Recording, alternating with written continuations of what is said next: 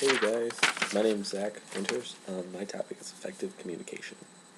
So basically I'm just going to be talking about how to provide feedback, from your boss. How to provide a feedback that's really going to give an impact to your employees.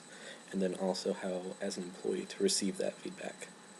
So, when you're giving feedback, you want to make sure that you're giving feedback that's very specific, not general. When you're talking about someone's report, you want to tell them, you did a good job with, so-and-so when you were talking about this. Be very specific because that shows them that you are really paying attention to their report.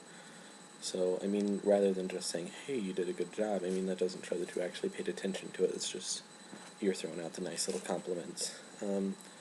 So, the best feedback, it's also going to be the stuff that's really sincere and you're really trying to help. Rather than just saying, you were doing a really nice job, maybe give feedback. It doesn't always have to be positive, but you're trying to help. Don't, another big thing to do is don't give feedback, advice, let's say. Don't give that unless it's expected or asked for. Because sometimes it's not really your place. You're just going to be imposing, saying, hey, I think you should have done this better. Well, if someone didn't ask for that, then you're doing more harm than good. Also, make sure that your feedback is well-timed. If it's just randomly, then they're not really going to think that much of it. If it's a frequent occasion or something, then they're going to think, that you're more of a better boss and you really do pay attention to the work they do, which is only going to promote them to do better work. So, be consistent with it.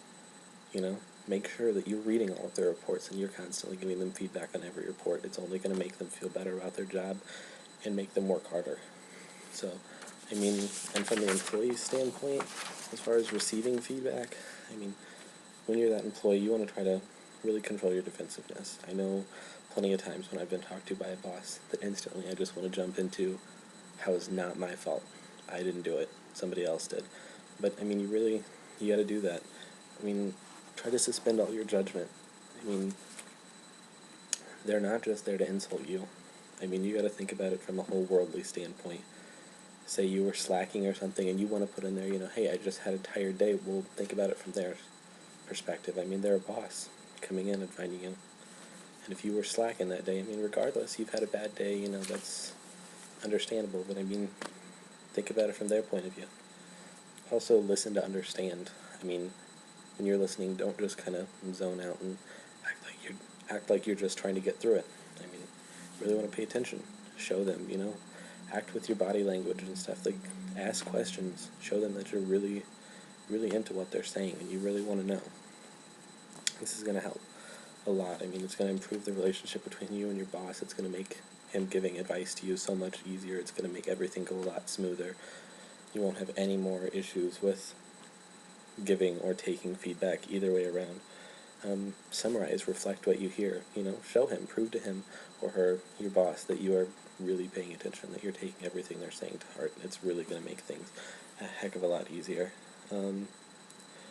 Check with others, around your workplace. Determine how reliable your feedback is. Like if your boss is telling you that you haven't been doing something and you want to dispute it, don't argue with him.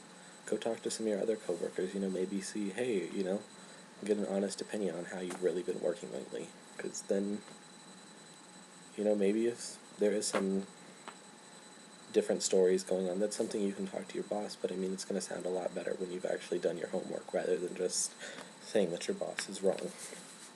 I do also have a few different items here that talk about bosses and, what makes a bad boss bad, and most of it's going to come with, the communication. That's everything. That's what's going to make your boss look so bad.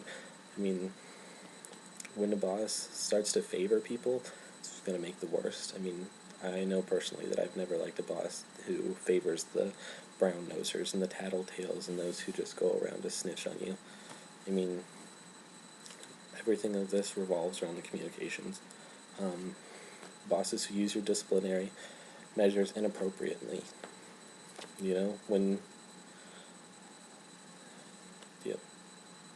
I don't really know how to go any further with that one, but, they fail to provide rewards, recognition, or anything like that. When you do something good and your boss isn't there to tell you that you did good, all the time, that's not a big deal, but it really doesn't make you want to continue doing a good job. continue working on your job if no one's even going to say anything about it? I mean, it just makes you feel like you haven't done anything. I mean, all of this kind of ties back in together. So, I mean, effective communication is so big in the workplace. It's giving feedback, it's receiving your feedback. I mean, that's the whole relationship between you and your boss. That's what's going to make you love or hate your job. It's going to make you want to work or not to work. It's all together.